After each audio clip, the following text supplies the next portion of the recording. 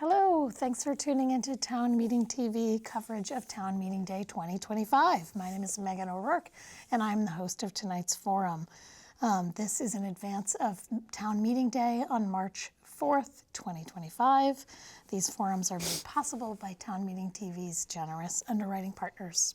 You can find this and all forums at cctv.org/TMD 2025 or on Town Meeting TV's YouTube channel at youtube.com/townmeetingtv.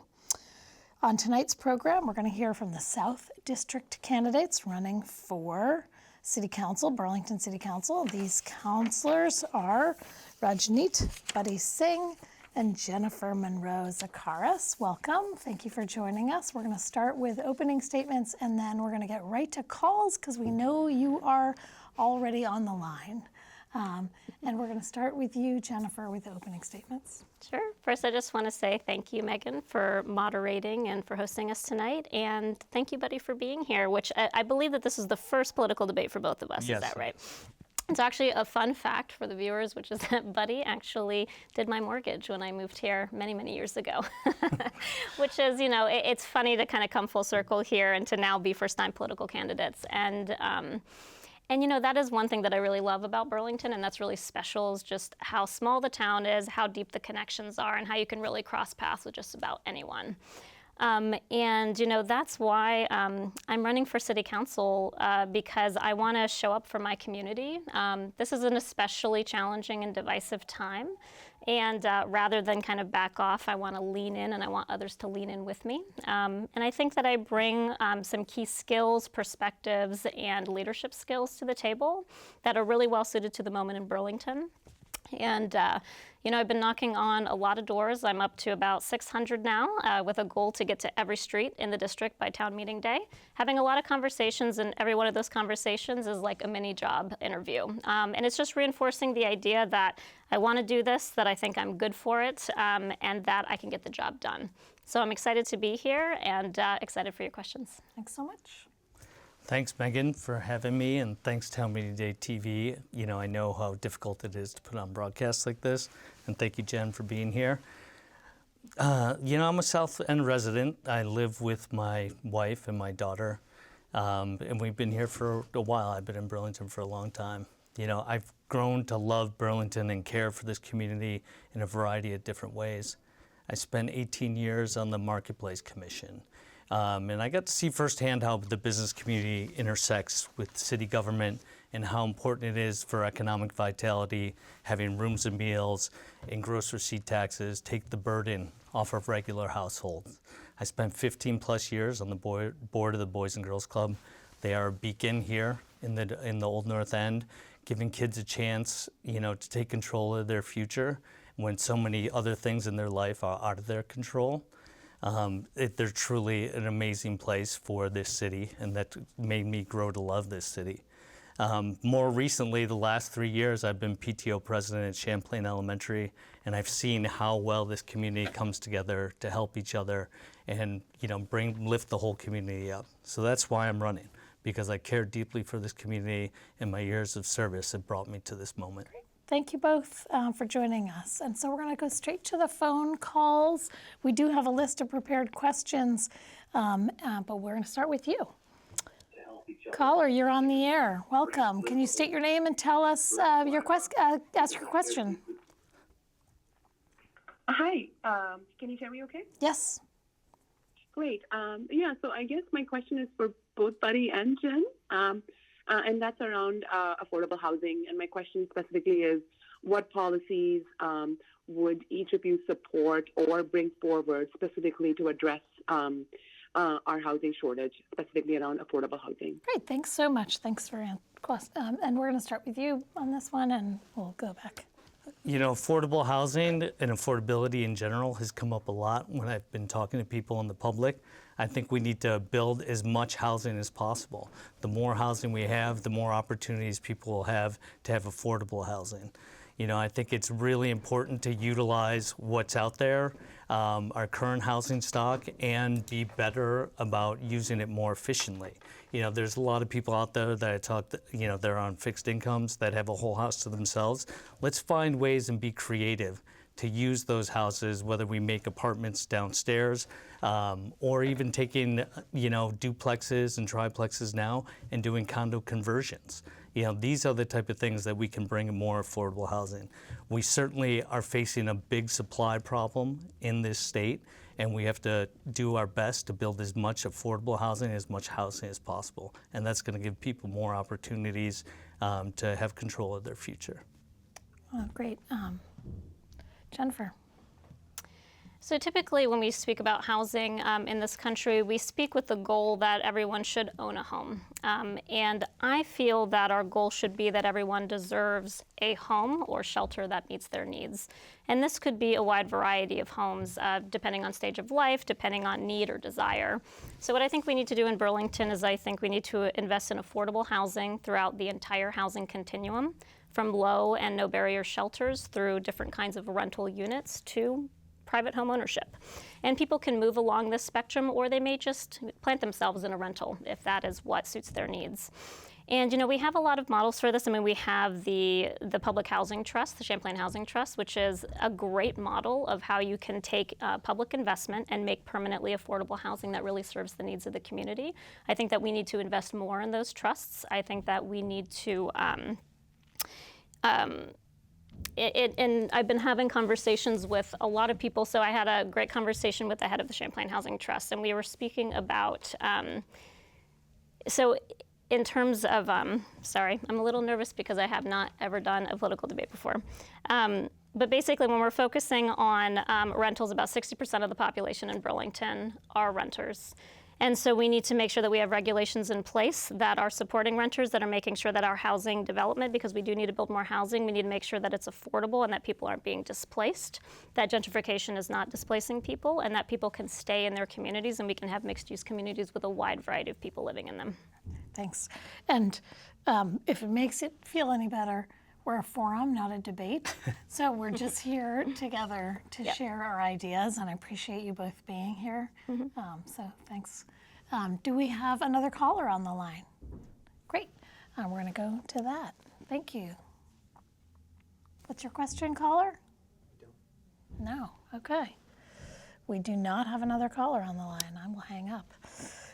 So we're going to move on to the city finances. As counselor, you're going to be asked to vote on the city's budget. What perspective do you bring to overall financial management of the city? And Jennifer, we're going to start with you on this one. Sure. So I'm a public health researcher. I work with doctors and scientists on health-related studies looking at how the conditions of our lives affect our health. So this could be things like socioeconomic status, housing, environmental risks, how these shape our well-being. So as a part of that work, I build and maintain large, complex budgets for research projects. Some of these are multi-million-dollar budgets that are funded by the National Institutes of Health. They can span very large research teams across different countries and many years.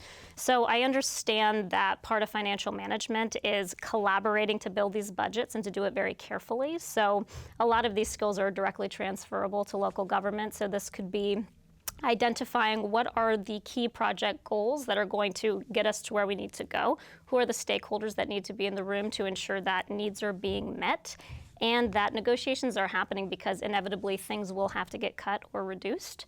And then also fundamentally how you are making sure that the budget is adhered to, that there's financial accountability. And so these are very hard skills. I am very comfortable with that. I'm comfortable with big numbers, and this is a part of my job and something I have a lot of experience with. Great, thanks so much. Turn to you.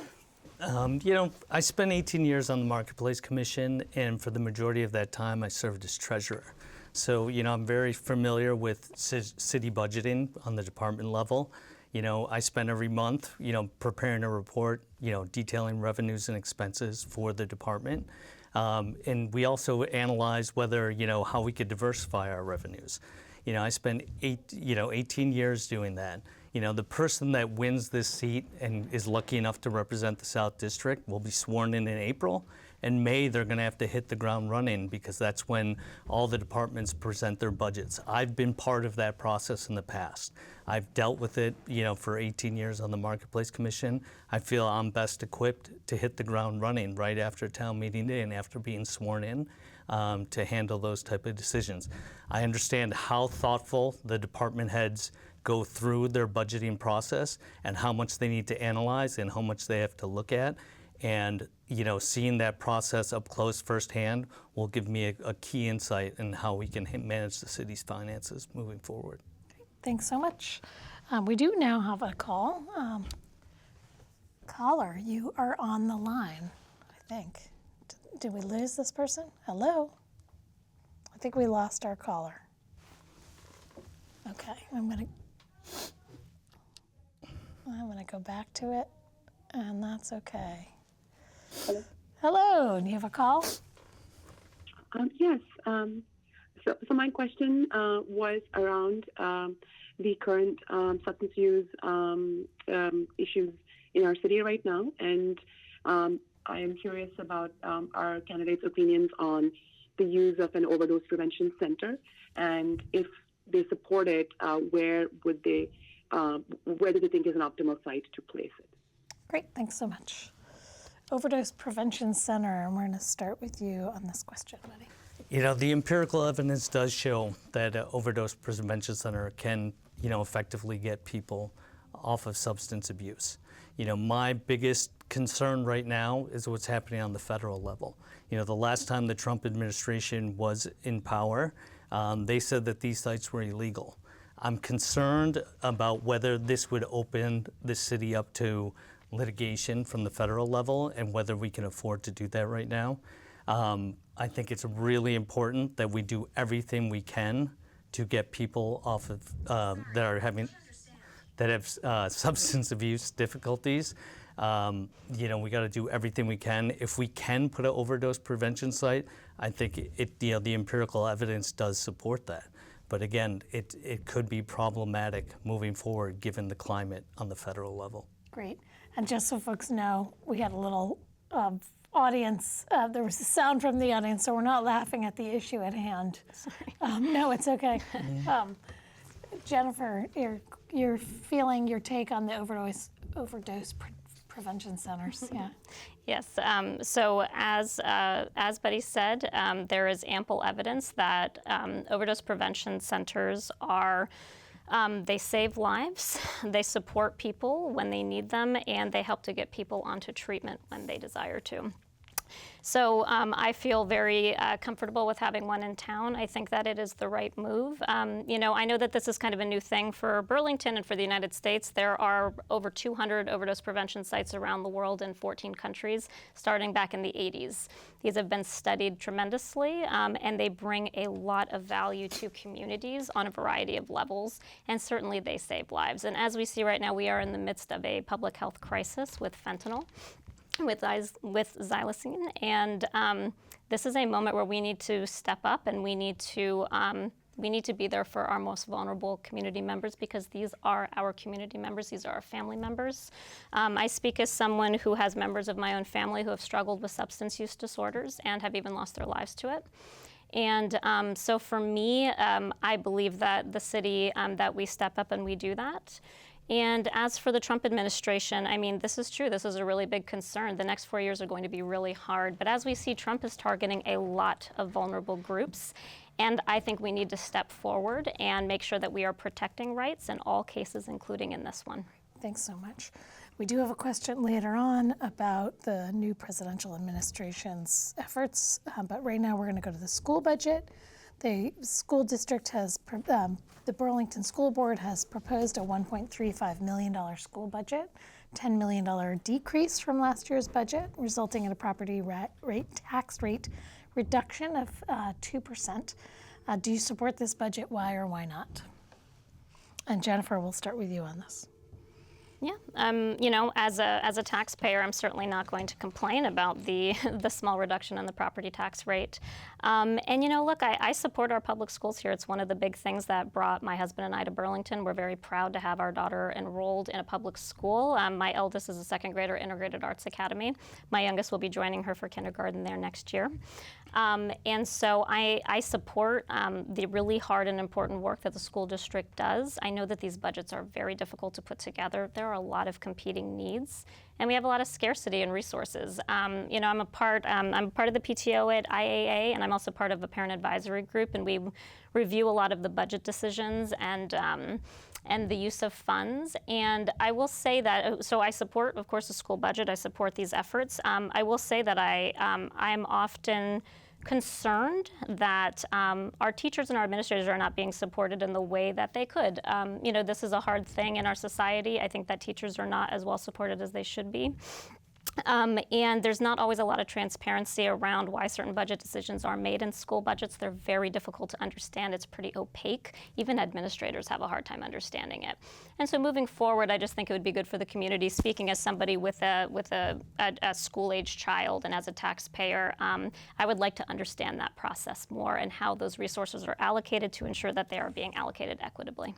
Great, thanks. And Buddy, on this question? Yeah, I think it's 135 million, not 1.35 million. But be that as may, I really, I have to commend the work that it was done on the state level, locally, from our local school district, especially Mike Fisher. He is a South End resident. He worked really hard in the State House over the last few years to change the way the per pupil spending and money, the allocation of funds from the state were going based on needs. And he banded together, and this is something we should do on all issues. He banded, neighboring communities, rural communities, and identified that kids learn in a lot of different ways, and we have to account for that in our budgeting process. And he worked very hard, and I commend him for doing this because that raised the per pupil allocation to the city of Burlington. So I fully support this budget. It's going to bring down, our education taxes close to 4%. There was a lot of hard work done there, but I think the groundwork was laid when people in our state recognize that kids learn in different ways and there's different socioeconomic needs and other things that are going on that are important in school funding. And I'm so happy that is recognized because we are the beneficiary of that. Great, thanks so much. We're going to go to another call. Welcome. Hi. Hi, welcome to Town Meeting TV. Can you tell us your name and your question for the candidates? Yes, my name is Amy, and I have a question for both candidates related to the police department.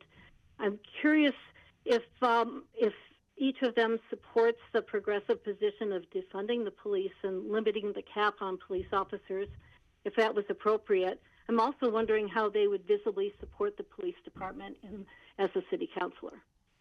Great, thanks so much. Buddy Singh on this question, and we had a question that was similar to that, what are you looking for in a new police chief? So I'd add that, and what about the elimination of the police hiring cap? So I'm going to go to you on that. I was very happy to see that the council and the mayor signed off of removing the cap. At this point, it was largely symbolic. It was, it cost us nothing to remove the cap. So we have removed a barrier to, recruit, retain, and have the best people in public safety and community safety that we can now recruit and be part of our city of Burlington and part of our community. From the chief aspect, leadership is really important, and ultimately, it is the mayor's choice on who they choose for the chief. But, I would say to the people out there, my lived experience and the obvious, I think I can bring a lot of value to that decision making. I would love to communicate, collaborate, and do everything I can to move this process forward as quickly as possible. We need leadership in that department, and I'll do everything I can to work with the mayor, the council, whoever it is, and I really think I can bring value to this decision making moving forward. Great, thank you, Jennifer. So I support the mayor's approach of having a very broad toolbox to address community safety in the city. The police department is obviously a very key part of this, as are the fire department, harm reduction organizations, holistic approaches, social workers, mental health workers, et cetera. So I am happy. I'm looking forward, frankly, to moving forward. There's bipartisan support to move forward on all these things and on the recruitment, training, and retention of good officers. We have been unable to recruit officers for a long time, predating the 2020 vote. There are a lot of reasons for that. Police departments throughout the country are experiencing the same thing. And we have not been able to reach the target that we've had even under the cap. So, in talking to a lot of people at doors, I think that there's a lot of fatigue of relitigating this over and over when there are clear pathways forward that we would like to move forward on. And I think that a lot of people understand, a lot of people even support who support the police think that, look, this is not going to be a silver bullet. Not with a magic stroke of a pen, it's not going to solve the problem. But nevertheless, I look forward to moving forward on that, and I do support that work to recruit, train, and retain good officers. And I do think that the 2020 vote, something that is not brought up again, is the context of that vote, which is the breakdown of community trust. And that has not been addressed in the years since then, certainly not adequately, and it is still an issue. And I think that needs to be a real part of the conversation moving forward. Great, thanks so much, folks. And again, if you have a call, 802-862-3966. We're going to move on to the ballot and bond items. There are two. Oh, I'm so sorry. I'm getting a signal that we do have a call, so I will go to that. Welcome to Town Meeting TV. State your name, and do you have a question for the candidates? Yes, Linda Magoon. Welcome, Linda. What's your question? Yes. Should the city use property taxes to build more shelters? And if so, where should these shelters be placed? Great, thank you so much, Linda. I'm not sure we have that discretion to use property taxes that way, but do you support new shelters being built? And where would you put them? I definitely support more shelters being built. I think that we all can walk downtown and see that we have far, far too many neighbors sleeping rough on the streets in the dead of winter right now. And housing is a really big problem. Housing shortages are a problem. There are a lot of social and economic factors that are preventing folks from being housed as they should be. That said, where do they belong in town? I do believe that that shelters need to be accessible. And I think that shelter placement should be something shared among the city. They should be placed in places that can be, like I said, easily accessible. And I think that the benefits and burdens should be shared among all people in the city. It's a citywide conversation. Great, Buddy Singh. Yeah, I believe this problem breaks down into two categories. What we need more shelters, we need more temporary housing, we need more low barrier shelters, we need a stepped up process to get people into housing. We need to build more housing, we need to build more affordable housing. Who pays for it is another aspect of this. I think we have to work with the state. We're going to have to go to the state. The city does not have the money to build these shelters. We have to work with our private partners and local nonprofit partners. COTS just built a shelter. We have to partner with these other organizations. More importantly, we have to get to the State House together. The mayor needs to come, the city council needs to go, and we need to get down there and make sure that there are funds available to build more housing, to build more shelters, and to, this is a humanitarian crisis, on the streets of Burlington, and we need to answer that call as a people. Everybody here in this city, and it's going to take all of us pulling together. It's not one side versus the other. We all have to work together and get those funds here and do this work. All right, thanks so much. We're going to go to the phones again. Welcome, you're on the air. Hi there, my name is Michaela. Jen, I know that the mayor is the treasurer of your campaign, and Buddy, your party is often oppositional to the mayor.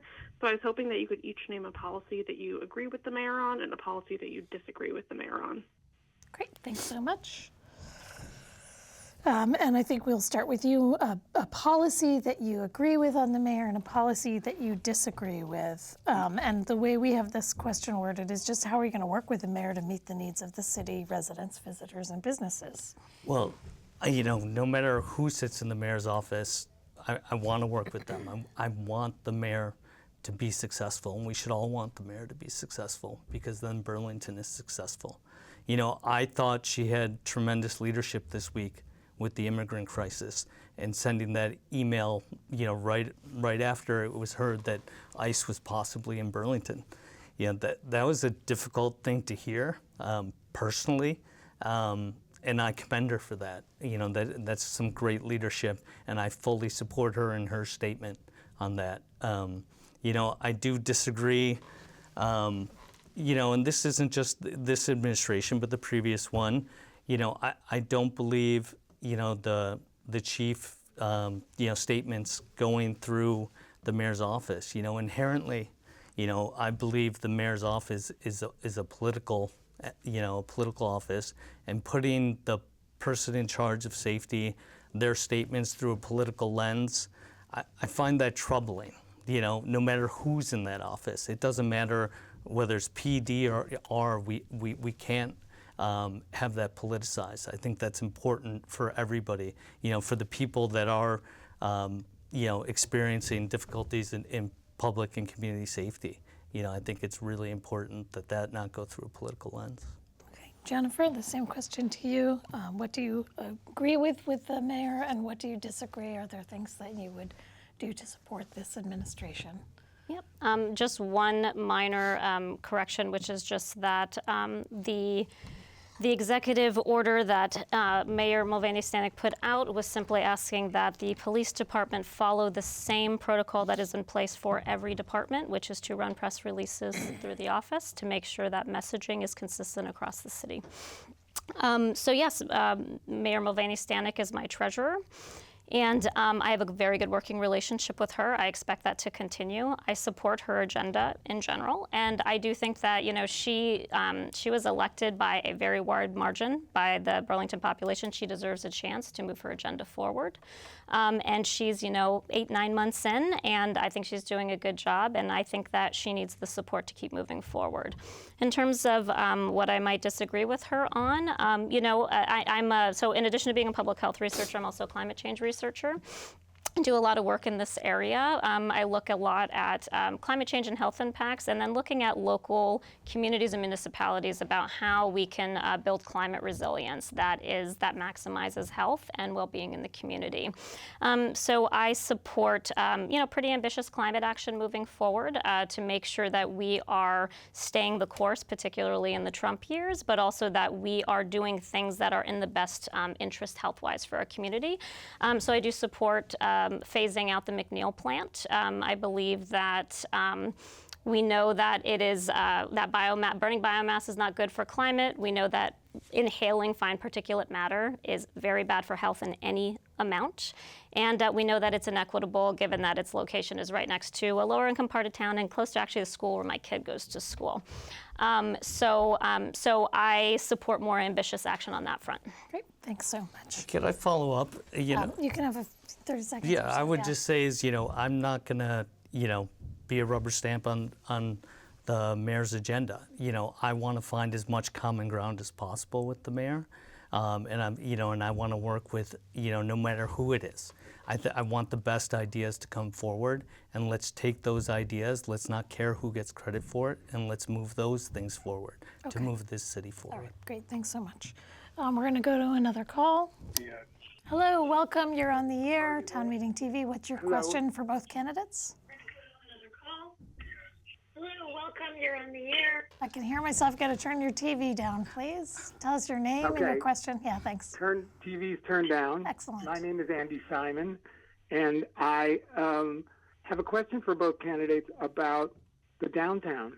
I'd like to know, I know Buddy was on the Church Street Marketplace Commission for a long time, but we're all residents of Burlington. We all use the downtown. And downtown has been in crisis for a while now, with empty storefronts, with tremendous turnover, with questions about safety. the response of the last administration was Could you get to largely your to question? have more police, and I'd like to know what the candidates would like to propose for downtown to make it a more vibrant space for all of us to be in. Great. Thank Thanks you. so much, Annie. Take care. Jennifer, to you, what would you do to bring more vibrancy and safety and well-being for the whole community to downtown? So like I said before, I think part of the issues that we need to deal with the public health crisis and the housing crisis downtown in harm reduction and holistic ways. We need to make sure that people are supported to make the transition into treatment, that people are supported to have housing that meets their needs, and that we can't only do that with an iron fist. If we do that, it simply removes a problem from sight, but the cycle continues, and we will only keep dealing with this down the road. I also think that the city needs to develop, and in ways that are for mixed public use. Memorial Auditorium, for example, I mean, it has been lying vacant for so long, and I know that CEDO has a plan now that has had a lot of community input to move that forward, and I think that's a great first step, but we need a lot more of that. And we're going to need things that, and not just private development, but things that can be used for the entire community, and that can be accessible for people of all income levels, all backgrounds, all abilities. And I just think that that kind of development needs to be front and center. Similar to affordable housing, we need to have really like a development that's centered on true community thriving for all people. Great, thanks so much, Buddy. Your answer to this question, what would you do to bring Yeah. some vibrancy to downtown? Yeah, we have to go on all fronts. It's housing, it's affordability, it's economic vitality, it's public safety. We have to work on all these things. We can't just focus on one. I'm in favor for, mixed-use development, making the city more walkable, more vibrant, so all people from, people on fixed incomes all the way down to lower income people can enjoy the downtown and be part of it. I think it's going to take, the type of vision that we've had over the years in Burlington, of tremendous public spaces where the community can come together. We just saw that on Church Street recently with the soccer parade. That was one of the biggest events we've had in a while, and I think people really enjoy being downtown and seeing it activated. And we've done this for many, many years here in Burlington, and we can do it again. We can make Burlington, that vibrant for everybody. And, as Jen said, and I agree with, Memorial Auditorium could be a jewel downtown, combining housing, mixed-use development, walkability, all those things for everybody in Burlington to enjoy. I think we can get there, and we just have to work together, collaborate, communicate, and let's all pull in the same direction because, again, we all do love and care about this city, and that's what I want to bring to the council. Great, thanks. Well, thank you both for joining us. We have a minute or so left, and if you want to wrap up with closing statements, and we'll go in. I know we got the order wrong, but we're going to go in reverse order. You started with the opening statements, right? So you'll start with the closing statements. This is not the last time that you're going to sit together. You're going to be at the Neighborhood Planning Assembly this Thursday. Is that correct? Yes, Yeah, this Thursday. Yeah. And folks can tune in. You can watch that live here, or you can show up at, where's that MPA meeting going to be? It's a joint one for wards 5 and 6. It's going to be in the Ward 5 location, which is at DPW, and it's going to be from 8 to 8:30. Great. That's super. So, Buddy, give us a little bit. Tell us your closing statement, and how do folks learn more about you and get in touch? Yeah, so you can learn more about the campaign at buddyforburlington.com. It's really, I'll be honest, I was a reluctant candidate at first, but as I go out there and meet more of my neighbors and spend more time with people, I do truly love this city. I've gotten to know more people, and just hearing their ideas and being able to bring that and distill it to the council and represent the South End and the rest of Burlington as best as I'm able. This, is a culmination of 30 years living here, from the marketplace to the Boys and Girls Club, from PTO, from coaching soccer. All of this is bringing me to this moment because I want to help the people of Burlington. I want to serve the people of Burlington, and I think my skills are, a great fit for what we're looking at right now. I really think I can bring a lot of collaboration and cooperation. Thank you so much. Jennifer, your closing statement. Sure. So You can learn more about me at jenforburlington.com, so JEN for burlington.com. And, you know, I know that my opponent mentioned before, you know, not being a rubber stamp for the mayor, being bipartisan. I couldn't agree more. And I have been spending my time going to doors of everyone in the district. I have been having conversations across the political spectrum. I am even told frequently, I don't vote progressive. I don't like what is being done for progressive policies. I never blink. I have reasonable conversations with everyone. I am very open and honest about my stance. I listen well to what people are saying. That is what is needed in this moment. This is a difficult time. It's divisive. We need people who can be level-headed, who can find common ground with a wide variety of people across the political spectrum. This is who I fundamentally am. I'm a progressive. I come from a conservative Republican family. I work well with just about anyone. And being there, and I want to be honest with people, I want them to know where I stand. I am really trying, putting myself out there for everyone and saying, this is who I am, ask me your questions, get to know me. I am working to earn that vote, and that is very important to me. Great, thank you both for joining us. Thank you all for watching. We have Ranjit Buddy Singh, Ranjit Buddy Singh, Jennifer Monroe Zakaras. Thank you both for stepping up. You can vote March 4th. Ballots will be ready in your mail or by February 15th, somewhere around there, mid-February.